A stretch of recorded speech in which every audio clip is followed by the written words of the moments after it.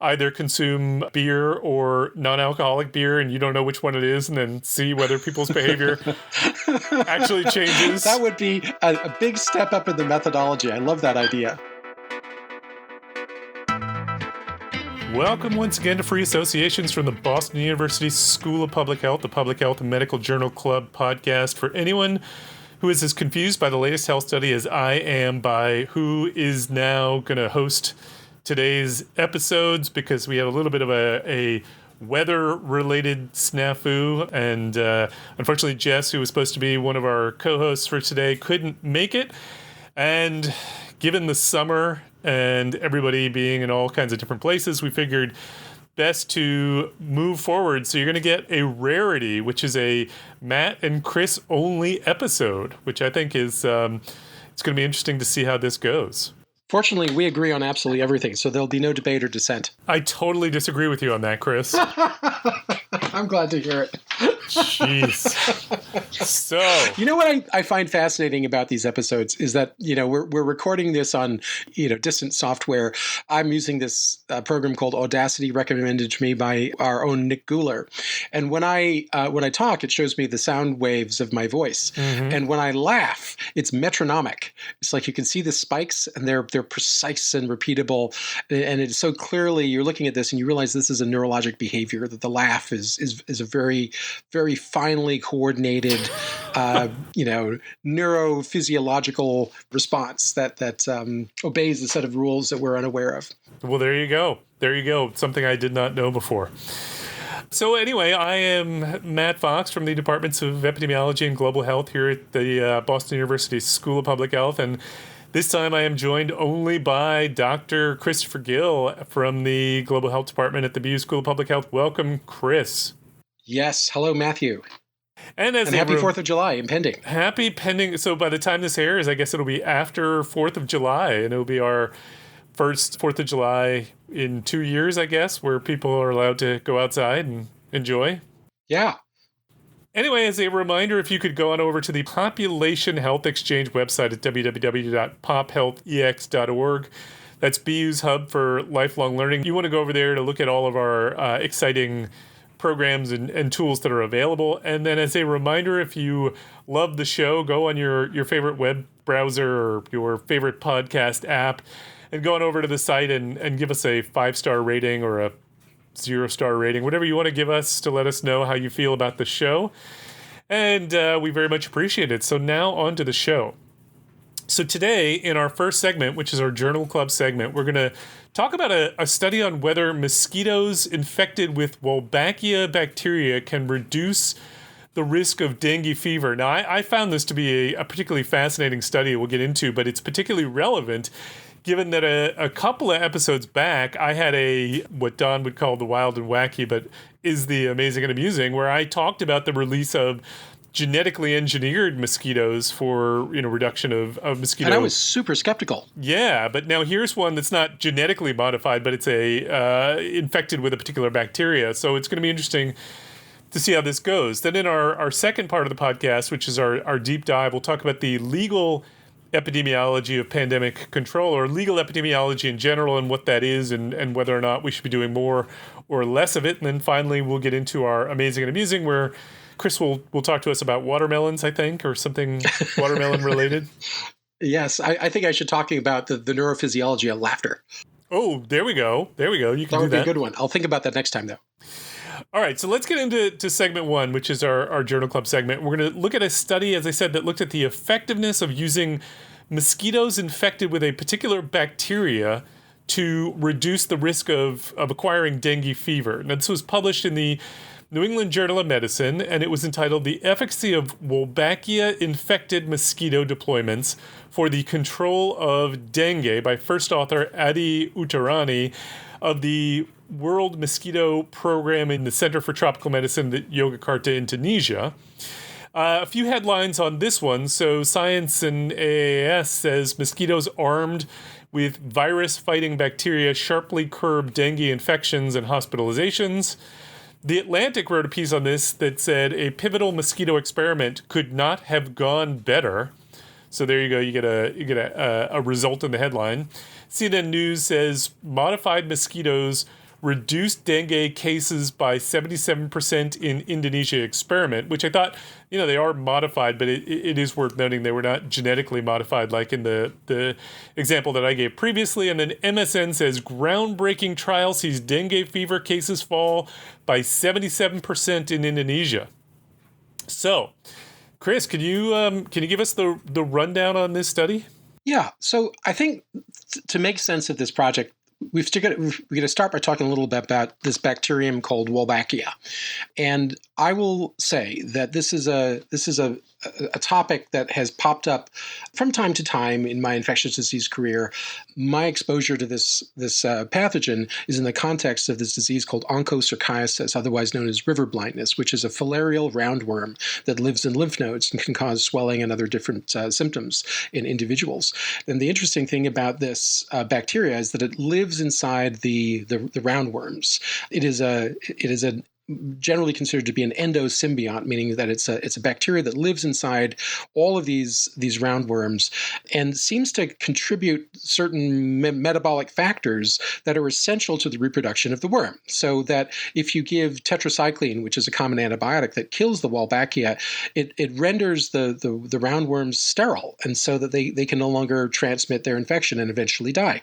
And this is sort of like a really fascinating thought that we're trying to come up with drugs that would kill the roundworm, but in fact, if we use common antibiotics that kill this essential commensal organism that lives in the roundworms, that is an indirect way of interfering with the reproductive success of the roundworm itself. It's really an interesting thought. So, that's what I knew about Wolbachia coming into this. It's named after a microbiologist called Simeon Bert Wolbach, and it was discovered in 1924. Now, the thing about these Wolbachia is that they are really ubiquitous in the insect and invertebrate kingdoms. These bacteria are not just found in roundworms, but they're found in mosquitoes, for example. In fact, the first discovery of these was in the common household mosquito that we found here in New England called Culex pipiens. And so the name of the bacteria then became Wolbachia pipientis because it was found in Culex pipiens. Now, when these bacteria invade different species of insects or roundworms, but here we're talking about mosquitoes, they can have totally different effects. And there are 4 different ways that the Wolbachia can affect the host. The first is that if they infect certain male species of insects during their larval development, it can actually kill them. And so that will then increase the rate of females that are born as opposed to males. And so it can really distort the male-female balance of an insect population. A second one is that the infection in males, in developed males, can feminize them so that they become infertile pseudo-females. Behaviorally, they become females, but they're infertile. And so they attempt to mate, but they cannot actually produce any eggs because they are males. And this has been seen in certain species of butterflies, for example. So it's not just mosquitoes. A third one is that it can actually render certain female insects capable of parthenogenesis, which means that they can create fertile eggs in the absence of a male and just reproduce by themselves. And there's a whole series of parasitic wasps where the males of the species have become vanishingly rare. Wow. And the females just reproduce by themselves because of the Wolbachia. And if the Wolbachia are gone, they can't do it. So they're totally dependent on this ability to sort of change their endocrine function and turn them into sort of self-reproducing females. It's amazing. I got to stop you there and just say that is so cool. It is so cool. And the fact that it behaves in so many different ways is kind of mind-bending when you think about it. And the last one, which is the one that is relevant to today's discussion, is something called cytoplasmic incompatibility, where it renders the Wolbachia-infected males able to successfully reproduce with uninfected females, or females that are infected with another Wolbachia strain. And the result of that is it changes the reproductive success of those uninfected females. Now, in this case, the Wolbachia that have been bred into these Aedes aegypti mosquitoes, which are not normally hosts for Wolbachia. So this is an exception that the Aedes aegypti don't naturally have Wolbachia. So the bacteria has been introduced into them. What it does is it creates a survival advantage so that when the female progeny of these males, who in the process of mating with a female will transfer the Wolbachia into the female, that it renders the females unpatent, that is to say resistant to being infected with certain viruses. mosquitoes. Now, this is a funny thought because we think about dengue fever, for example, as being a virus that only affects humans. But actually, when the mosquito slurps up a mouthful of dengue virus and the dengue virus starts to replicate in the mosquito, it actually makes the mosquitoes quite ill as well. So you can feel somewhat, good about the fact that the mosquito is also suffering from this. But here what we have is that the Wolbachias render the female mosquitoes resistant to being infected by dengue virus. It's fascinating. It's totally fascinating. Totally fascinating. And so here we have, earlier when we were talking about these genetically modified mosquitoes, I was talking about how skeptical I was that like how would this work with natural evolution favoring the emergence of mosquitoes that can get around whatever genetic trick that you have thrown at them. But here you're introducing an organism that enhances the survival of dengue-resistant mosquitoes. There's no advantage to mosquito to have dengue virus, right? So here we've created a genetic benefit to the persistence of this and dissemination of this strain. So to me, this seems like a strategy that suddenly has some real potential to it, because now this is something that could easily spread through the population of mosquitoes and perpetuate itself. And the last sort of fascinating thing I'll mention about that is that even though this is essentially an STD of insects, that is to say, the males infected with Wolbachia, their sperm will carry the Wolbachia into the female and infect the female. The female eggs, when they are infected with Wolbachia, transmit vertically, which means that all of the eggs that she lays are going to have Wolbachia in them. So across generations, it's the female mosquitoes that are transferring Wolbachia generation to generation to generation through these eggs, not the males. The males do it horizontally when they mate with the females, but the females do it vertically across generations. And that allows this sort of endosymbiosis between the bacteria and the mosquito to perpetuate. And as we've seen essentially indefinitely in certain species and also roundworms. So with that all said, we'll turn to the current paper, which is this really interesting paper in the New England Journal of Medicine just published last month, talking about, and the title is called Efficacy of Wolbachia-Infected Mosquito Deployments for the Control of Dengue. This was a quasi-random study done in a part of Indonesia called Yogyakarta, which I had to look up, but it's on the southern coast of Java, which is the long, skinny islands facing down towards the coral seas. And what they did is they created this breed of Aedes aegypti mosquitoes, basically in aviaries, mosquito aviaries. They introduced the Wolbachias into them. They infected the females with Wolbachia. They then harvested the eggs of those Wolbachia-infected females, which now also contain the Wolbachia in the eggs. They gathered those up, and then they essentially distributed these in a quasi-random way across a dozen or so districts in this metropolitan region in Jakarta, which was endemic for dengue fever. So you have sort of like basically a cluster randomized design. It's very similar to that, where you have some districts which got these distribution of eggs and the others which did not. And then they basically wanted to see over the coming several years, what impact did that have on PCR-confirmed febrile illness due to dengue fever and other viruses that are in the same family, such as chikungunya and Zika virus. But their main focus was on dengue.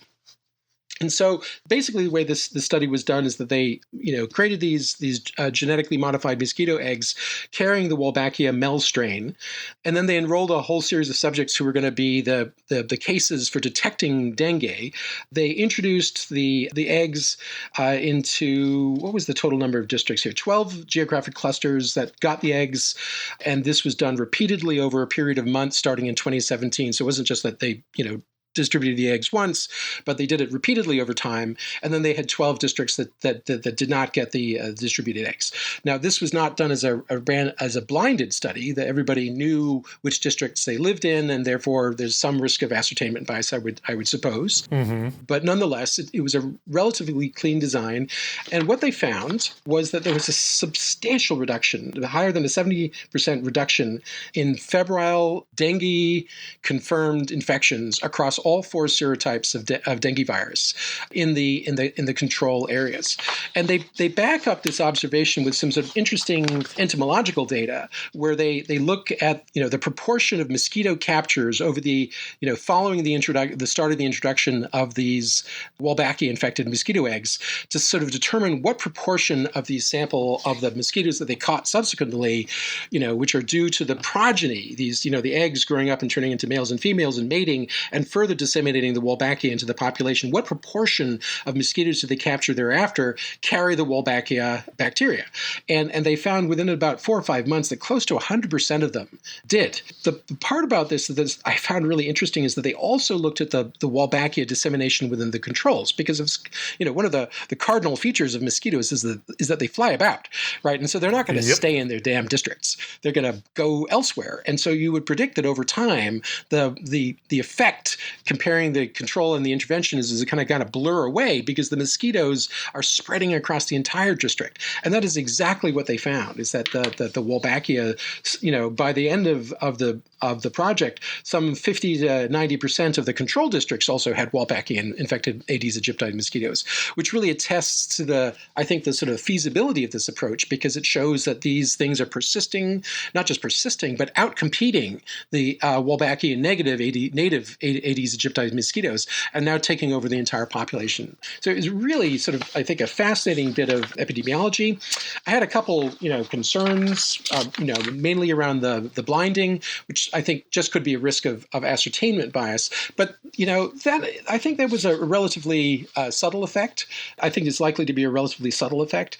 And overall, I came away from this paper really kind of like totally impressed with the novelty of this idea and thinking that, this actually could be feasible. Yeah. What did you think, Matt? So I loved this study. This is up there. It wasn't that long ago. We had another study that we really loved, but this is definitely one of my favorites that I've read in a while, which isn't to say that I don't have some critiques, but I just thought it was such a clever design, and I think it illustrates some really interesting things that I think we could talk about. So first of all, I was actually aware of the Wolbachia issue, the idea that Wolbachia was a potential preventive measure against dengue fever. And the reason that I knew this was because it's an example that is used when you're trying to teach interaction to students. So when you think about the concept of interaction, and I'm not going to get into the sort of detailed specifics about the different kinds of interaction, but let's just talk about biologic or physical interaction, the idea that 2 different exposures come together to change the effect of one of the exposures. So they come together to produce more or fewer cases of a particular outcome than you would expect based on their individual effects alone.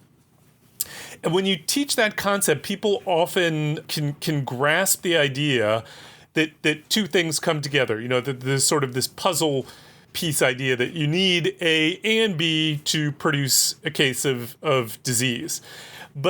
And so that's the way we typically teach it. You need A and B, or maybe it's that, if you have A, you get some cases of disease, you have B, you get some cases of disease, but if you have A and B, it's really bad. So think of like smoking and lung cancer, and then asbestos and lung cancer. Those are both going to produce cases of lung cancer, but if you have a smoker and exposed to asbestos, it's going to be really bad. Right. Or like also working at a coal mine. Yeah. And smoking. Yeah. Yeah. So people can really wrap their heads around this idea that these 2, exposures might be more than just additive. But interaction can be much more complicated than that. It can work in negative directions, and that's where I think people often have a really difficult time wrapping their heads around it. The idea that, if I have A, I get some cases of disease. If I have B, I get some cases of disease. But if I have A and B, I don't really get many cases of disease. And this is a really good example of that. So if you have a mosquito that is infected with dengue, then there is a risk of dengue fever. If you have a mosquito that is infected with Wolbachia but no dengue, then there's no risk of dengue. If you've got a mosquito that is infected with dengue and Wolbachia, you've got almost no risk of dengue, right? So these two things are interacting in a way that one is blocking the other. The Wolbachia infection in the mosquito is blocking the effect of the dengue infection in the mosquito to be able to have that infection take hold and multiply and therefore be able to transmit. And so it's just this fascinating example of a case where the interaction is in a negative way. Having just the dengue in the mosquito puts you at high risk for transmission, but having the dengue plus the Wolbachia blocks the infection. And I just think that's a really cool example of this negative interaction. Yeah, I would agree. And another thing I would add to that that's been particularly fascinating is that this is an interaction that plays across not just three different species, but three different kingdoms of organisms. Yeah. We've got viruses, we've got bacteria, we've got mosquitoes, four, in fact, and humans, if you add the humans into that. So it's like, this sort of cross phylogenetic, meta interaction is going on here. Just such a peculiar, odd, bizarre, sort of mind-bendingly weird example of the beauty of nature. Yeah. To create these sort of quirky, totally unanticipated. This is like science fiction where you say you couldn't make this stuff up. This is just too weird to be true, and yet it seems to be true. Totally agree. So I mean, there's so many times when I think the world is a horrible place, and then you come across things like this where the world is beautiful, and these things are just really fascinating and inspiring and exciting to see. And then of course the way that these people then were able to take advantage of it and use it in a way to actually benefit humanity is like, it's awe-inspiring. It's really, really cool. Yeah, I agree. This was a great paper. I loved reading it. I learned a lot from it. I found my curiosity meter going up and up and up, and the more I read it, and I just wanted to know more about these Wolbachias, which just sound like the most bizarre bacteria I've ever heard of. Actually. They are wacky. They are wacky. So the second thing, the other thing that I found really fascinating about this is their use of a test negative design.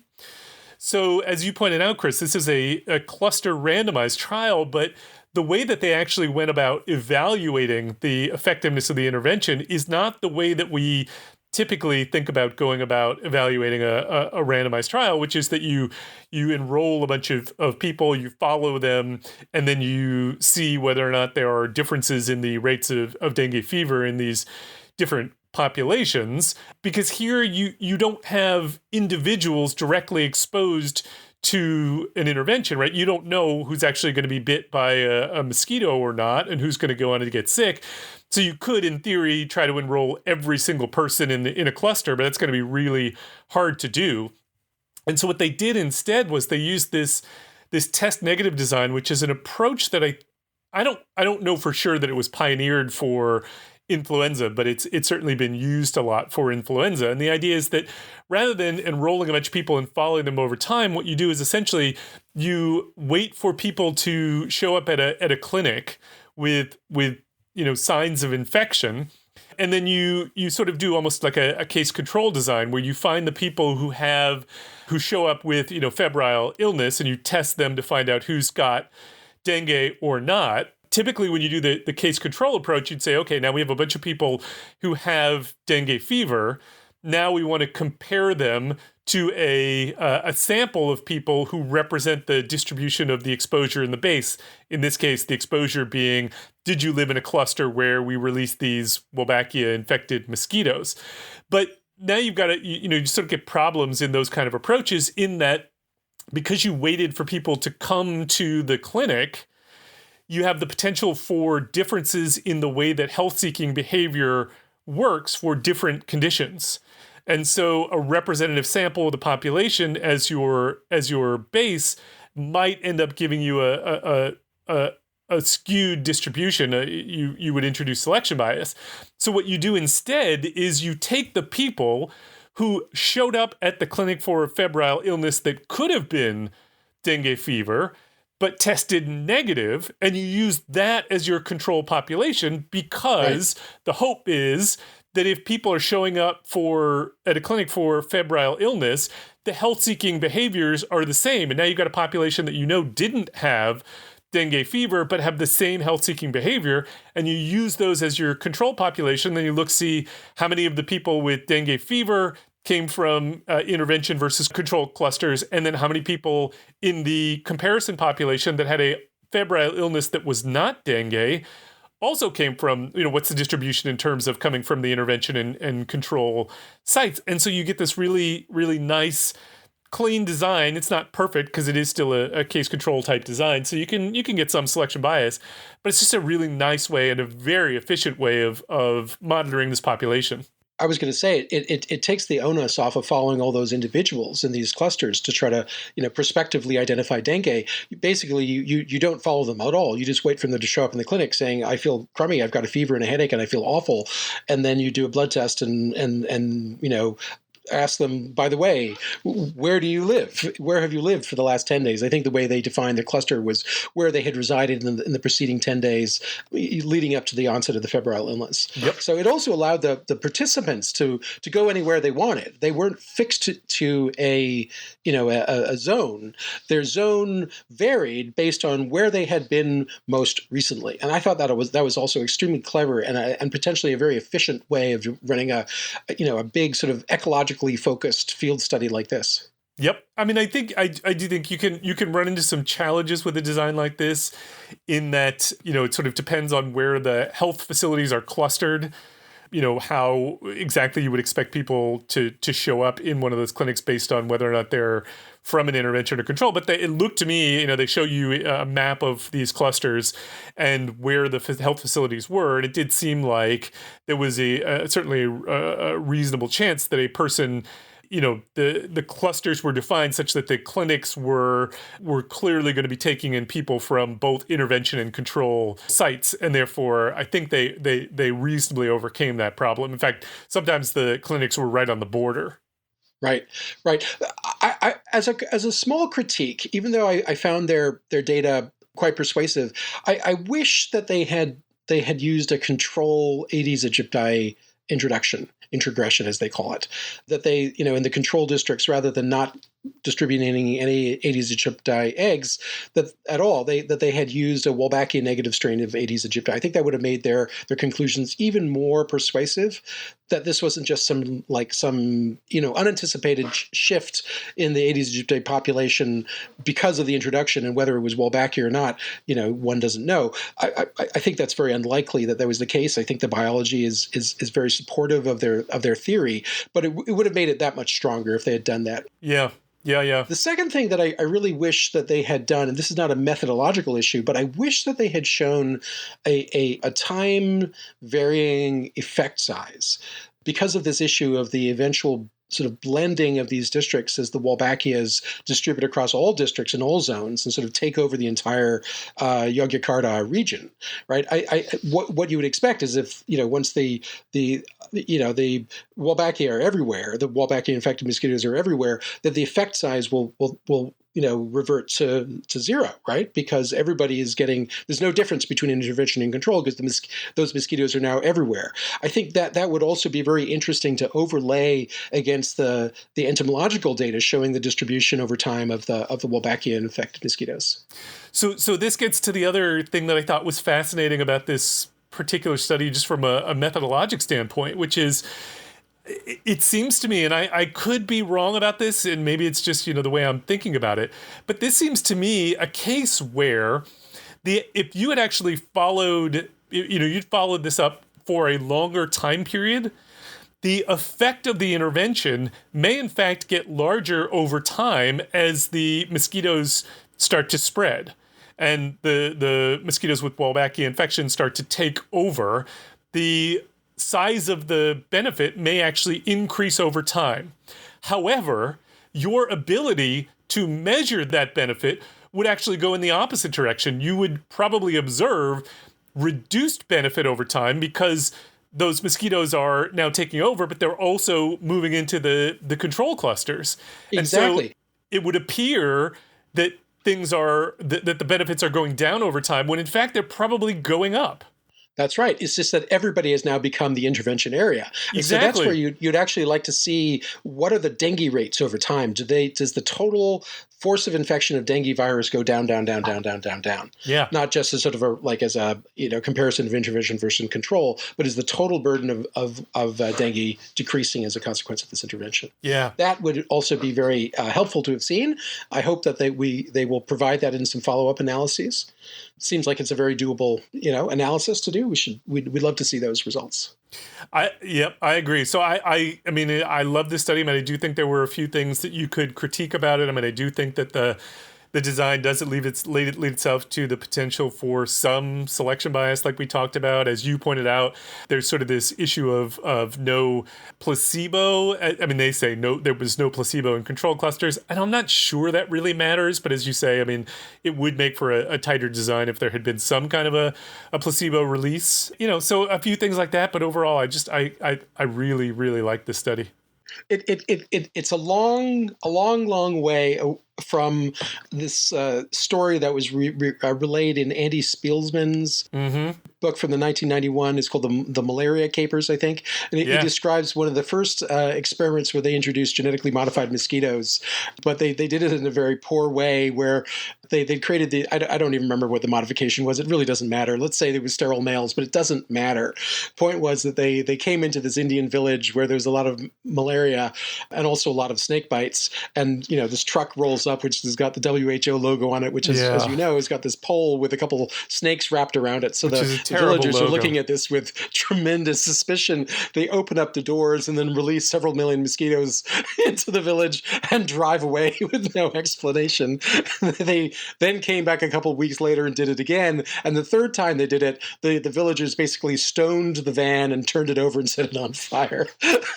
Because they never thought to sort of try to get any community engagement on this. As far as they could tell, the snake men were back releasing mosquitoes into their village as a curse.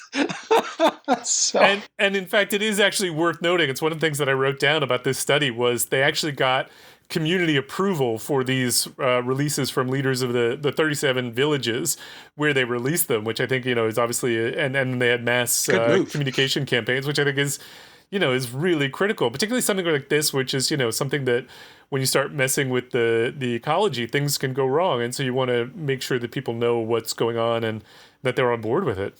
Yeah. Yeah. Well, anyway, super cool. Super cool. All right. Shall we move on to segment 2? Let's do it. Let's move on to segment 2 now. So in segment 2, we're going to talk about the legal epidemiology of the pandemic, and I'm not going to go into a huge introduction for this one, other than to say that this came out of a New England Journal of Medicine commentary piece by Scott Burris, and I didn't write down whether it was Scott Burris and colleagues or just Scott Burris, but it was entitled The Legal Epidemiology of Pandemic Control, making the point that there have been in the first half of 2020 more than 1,000 laws and orders issued by federal, state, and local authorities in the United States in an effort to reduce COVID transmission. And of course, using the law or the instruments of government to try and institute pandemic control is a very heavy-handed approach. I don't mean heavy-handed to imply that we shouldn't be doing it. I just mean it's a very strong approach to trying to control an infectious disease. And therefore, if we're going to do things like this, we would want to know whether or not these approaches are indeed effective, because they curtail people's freedom of movement and the things that people can do. And so people, I think, rightfully want to know whether these legal implements are effective at reducing transmission. Now, how effective a particular legal remedy is going to be, or legal action, I should say, legal law is going to be at controlling an infectious disease is going to depend a lot on what the infectious disease is and how it's transmitted and, all the details of that. But certainly you'd want to learn the lessons from this pandemic to apply to any future pandemics. And yet the authors make the argument that we don't really have a very well-organized legal epidemiology program, that you sort of have the kind of traditional epidemiology where we think about interventions that are designed to affect individuals, so drugs and medications and biologics and things like that are designed to affect individuals, or behavioral interventions that are designed to get people to change their behavior, or you have cluster level interventions like mass marketing campaigns, or like the Wolbachia example that we just used, where you're trying to affect health on the community level. But then you have these policy and legal approaches to trying to affect health that are very much geared towards very large clusters of individuals. So if you're going to implement a legal strategy, those are often done at the level of a state or even the federal government in the United States.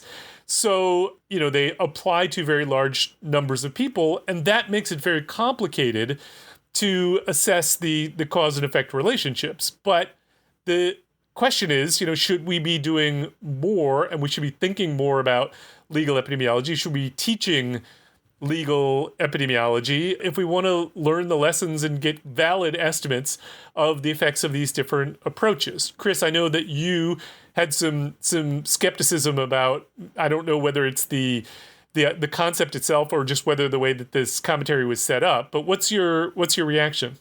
Well, I think in principle, I agree with their points that it would be interesting to take a more scholarly, scientific approach to understanding the impact of different laws, or maybe even just executive orders. So we're not just talking about laws that are enacted by a Congress, but it could be like the governor says, "Thou shalt wear masks and there shall be no bars," things like that.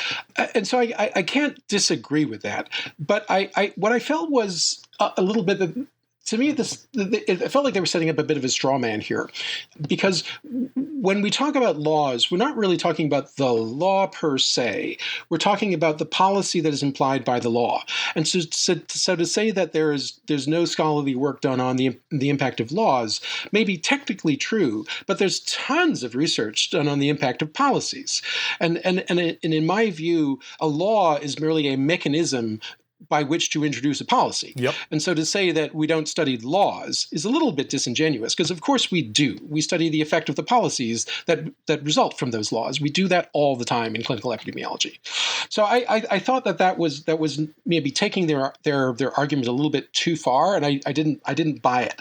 So, and that's one thing. And then, so the second thing is that there is a law, but then there's also the implementation of the law. And we know that there are many laws that are poorly enforced, right? So here in Massachusetts, you are not supposed to talk on your cell phone without using a hands-free device. And yet, every day, you see people doing it all the time. Okay. And no one's getting pulled over by the staties to take away their cell phones or give them fines. It never happens. This law is completely unenforced. So it just seems to me like there is an example of a law that is intended to create a policy, and yet the impact of that law is very poor because the policy is not enforced. And again, it's the policy. Does the use of hand-free cell phones devices reduce the risk of car crashes? It's a very difficult a question to ask if the law is not enforced and the policy never really comes to fruition. So I think that is there's a two-step process there. And unless you think about the actual coverage, if you will, of the policy and the enforcement of the policy, the penetrance of the policy, then talking about the law that led to that policy seems rather pointless to me. So that was kind of my quibble. I had a very, very similar reaction to you, Chris. I mean, if you want to define epidemiology by what is taught in programs, epidemiology training programs, then I would agree with the authors that we don't teach much in the way of legal epidemiology, or, as you point out, policy analysis epidemiology, or the effects of policies. But I mean, we have colleagues who are in departments of health policy, or whatever the names are often changing, but health services research, or all these sort of different programs, who are incredibly well versed in these methods. And certainly there's no doubt that these are challenging things to study, because you don't randomize laws, and therefore finding good comparison populations to study the effects of these things is really challenging. So there are these clever designs, some of which we've talked about on the podcast, like these regression discontinuity designs, or these other approaches that work to try and get around some of these problems. Are they perfect? Absolutely not. But is any observational study, ever perfect? No, we know that. So to sort of say that because we don't see this going on a lot in epidemiology training programs, I don't think is necessarily indicative that we don't do this. Now, the authors point to the fact that between 1985 and 2014, NIH funded just 510 grants on the health effects of laws or enforcement practices, less than 0.25% of all funded grants. Now, I don't know what would happen if you expanded that out to, rather than just say, laws, but policies, as you point out, which policies are just, are implementations of laws, or sometimes they are not, legally enforceable, but they are policies that are put in place, that you might not find that number to go up a little bit. But maybe you don't find it going up dramatically, but that doesn't mean that there isn't a lot of policy research going on that isn't necessarily funded by the NIH. Yeah, I was going to say the same thing, that the NIH is probably not the mechanism by which you would seek to look at this. This is where, like companies like RAND come in to study the impact of major policy shifts, including those that result from changes in laws. What is the effect, for example, of putting a tax on sugar? In terms of the incidence of diabetes in children, that is the kind of thing that is probably not studied by the NIH, but probably is studied by policy groups at the government level. So it's a criticism of the funding mechanism, but I'm not sure that the NIH is really designed to study questions like that, whereas other entities really are. So it's sort of, again, I felt like it's a straw man saying that the NIH doesn't fund it. Does not mean it's not happening. It just means that this is not the kind of thing that the NIH is designed to study. Mm-hmm, mm-hmm. Now, I do think it's an interesting question to ask whether epidemiology training programs should be getting more into this kind of work, and whether we should be really blurring the lines between epidemiology and I don't know, policy analysis or whatever. I don't know what the actual definition of where you would find a lot of those designs. A lot of it comes out of econometrics and things like that. But should we be doing that? I know our Department of Epidemiology is doing more of that. We teach some of these methods, and we get more and more students who want to do dissertation topics with the doctoral students that involve some of these designs, and I'm fully supportive of that. But I don't think that means that it isn't being done. And whether we want to blur the lines more and start getting epidemiologists to learn more of these approaches is an open question to me. But I don't take it as a given that we're not doing this. Mm-hmm. I agree. So, straw men, here we are. Yeah. Now, the only other question it raises for me is, to the extent that it is not done enough, or to the extent that it's not being taught in programs of epidemiology, why do you think that is? I mean, is it because these are inherently political interventions, and epidemiologists are shy about getting involved in political evaluations? Is it because you can't randomize laws and epidemiologists are somehow uncomfortable with something that you can't randomize? That seems to me like a big no, because we study things all the time that you can't randomize, like, smoking. Yeah. So, is it because we don't have a good comparison groups, and therefore we're just not willing to get in there? I don't know what it is. I don't know why we don't do more of it within epidemiology, but, I think it's an open question. Yeah. Though, again, I would come back to my original statement, which is that I think that we do a lot of research on the impact of the policies that result from the laws. And I think, I've never read, that's not to say I actually have read or tried to read a law once. It was the FDA Modernization Act, when I was looking at the clinicaltrials.gov reporting analysis I did a number of years ago. The actual statute just goes on and on and on and on and on and on and on. And it covers so many different things. And so, one of those things is the requirement to post on clinicaltrials.gov. But if you were to sort of say, here's a law, let's see the impact of posting behaviors and trial compliance in clinicaltrials.gov because of the FDAMA Act, it would be a very blurry way of looking at that specific policy amongst dozens and perhaps many dozens of policies that came through that act. It wasn't just that one thing. And I I suspect that may often be the case, that laws are sort of, they include all sorts of different stuff, rather than just being, narrowed down to a particular policy. Yep. Okay, well, I think we have come to an agreement on that one, and so why don't we move on to our last segment, which is our amazing and amusing. And Chris, I'm going to let you go first. You got anything watermelon related for us? Not watermelons. No watermelons. But bars. I wanted to talk about bars. Bars. Bar none, like alcohol, really, but implicitly bars. Okay. So one of the big consequences of COVID has been that bars were closed, as well as many restaurants. But bars in particular were considered to be, like super high risk hotspots for COVID transmission, and I bet they were. Though I haven't actually seen any evidence proving that, but that I think that's simply because it's rather hard to study. But it seems like how could it not be the case that you have all these people crammed into a small space, for hours and hours and hours, breathing on each other, and perhaps more, and that's got to be a great way of transmitting COVID-19. So this group actually sort of studied this general concept by looking at the effect of alcohol on how much physical space people put between themselves in social situations. Mm-hmm. And so this is sort of a clever little experiment. It's called Alcohol Narrows the Physical Distance Between Strangers, with lead author Laura Guerrieri out of the Department of Psychology at University of Illinois at Urbana-Champaign. And they used this very clever experimental design where they enrolled, about 240-ish individuals, but the individuals were enrolled in pairs. That is to say, you had the person who's being enrolled, and then they had to bring a friend. Mm-hmm. And both of the enrolled person and the friend had to be social drinkers, meaning that they were willing to drink.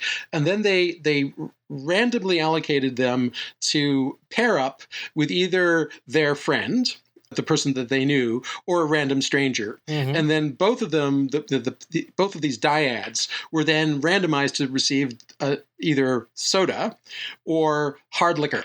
Mm-hmm. And the hard liquor was titrated to get them quite drunk to a blood alcohol level predicted of 0.08, which is the legal definition of intoxication where you can no longer drive a car. So they basically got these people drunk. Mm-hmm. And then they used these computer vision monitors that, like if you think about how Pixar does things when they're animating people, dancing and stuff, they have actual people dancing, and they wear these funny suits where the camera kind of captures all the movements. And they used a similar apparatus to map the physical distance between these two people as they got drunk. Mm-hmm. And what they found is that when strangers drink together, that they get closer together. Oh. They lean in. They kind of they bring their chairs closer. Their physical space narrows over time as they get more and more intoxicated. Whereas if these are people who already know each other and are like friends and don't have that initial, I guess, physical hesitancy because they're already sort of intimate on the sense of having a good friendship, that there's no effect, right? They maintain their distance. And with soda, the same thing, that they don't narrow their distance. But when you take two random strangers and you get them drunk, they pull together like magnets. And I was like, wow, that is cool. And it also kind of rings true. That is fascinating. So have you heard of it just came out June 1st, this book called Drunk, How We Sipped, Danced, and Stumbled Our Way to Civilization? Oh, no, but I'm sure I would love it. So I heard an interview. It's written by Edward Slingerland, and he was featured on a podcast that I listened to that is, sort of more of an academic podcast. And it's all about the pro-social benefits of alcohol and why we consume alcohol, fully acknowledging all the harms that alcohol causes, but arguing that there are these evolutionary reasons why we have come to not all, but that so many cultures have come to consume alcohol, that it has these benefits that have been really helpful over time. I haven't read it yet, so I can't comment, but this study does sound like it sort of speaks to that same idea. Kind of put some numbers on it. Yeah, I thought it was a cool design, cleverly executed, and totally made sense. Very believable. Of course, it was not blinded, because the people who were involved definitely knew that they were drinking, hard alcohol rather than Pepsi. So there's that.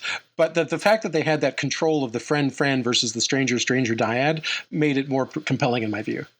Has anybody done the study where you randomly assign people to either consume beer or non-alcoholic beer and you don't know which one it is, and then see whether people's behavior actually changes? That would be a big step up in the methodology. I love that idea. Because I suspect there's a lot of people who think their behavior changes just because they think they're drinking beer. Do you recall that episode of WKRP from way back? I loved that show. Where WKRP where Johnny Fevers actually his reactions get better the more alcohol he drinks. Yep, that's the one. Yep, he's totally incapable at the beginning. Like, they say hit the buzzer, and it takes him like 3 or 4 seconds to react. But after like 10 shots of vodka, his reactions are like just light speed.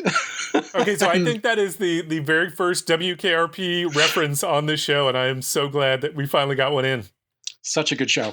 What you got, Matt? Mine is a short one. I always say it's a short one, but this is probably even shorter than usual. But Chris, when you want to hire a scientific colleague, how do you typically try to go about, assessing their scientific abilities? Is there any kind of testing that you do to try and figure out if they're actually good? Well, I have tried that in the past, and it has always failed abysmally. So I can't say that I once sort of quizzed a potential lab applicant by presenting her with some data from the previous lab team and asking her what she thought about it, and she didn't spot the point that I was trying to make, and I felt very discouraged and was kind of down on her. But we hired her anyway, and she turned out to be awesome. So. Yeah, so my N of 1 experiment was a total bust in this regards. Yeah, so I'm thinking. So in this case, I'm thinking of sort of hiring at a bit of a higher level, someone sort of the doctoral, postdoctoral, or even faculty level. And there, I think we what we typically do is we have people give a presentation, and they sort of talk about their work, and then we try to assess whether or not we think it was good work, which I think is a reasonable approach. But I don't know whether or not it's effective or not. And I think we're all sort of looking for creative ways to get around that. I mean, I think that what I tend to do when I've seen other people doing is this sort of dance where you just start talking science, and you just sort of bounce through all the different areas and the ideas and thoughts that and you sort of see what the other person thinks, and whether they're reacting to you in an inquisitive way, in an intelligent way, or if they're just saying silly nonsense things or just like yes sirring you. And I find that I think that is helpful. I don't have any proof that it's helpful, but it certainly gives me confidence that the person I'm talking to is speaking the same language as me and thinking about the same problems in a somewhat rigorous way. I think that's helpful. Me too. I find that the job talks I have been misled by, that I've seen candidates come through a department who gave great job talks and then didn't really turn out to be great researchers, and vice versa. Yeah. Yeah. Well, so here's a clever take on this particular problem. So this is a tweet, but it's a tweet announcing a postdoc job posting. This was by Miguel Hernan, who is a colleague over at Harvard in the causal lab. And here's what the announcement says. So this was, we are hiring postdocs at the soon to be launched causal lab. Applicants are expected to critique our published work, explain how we can improve, propose alternative interpretations or findings, or point out potential errors. Be bold. And I just thought this was fantastic. Wow. It's testing so many behaviors at once. Exactly.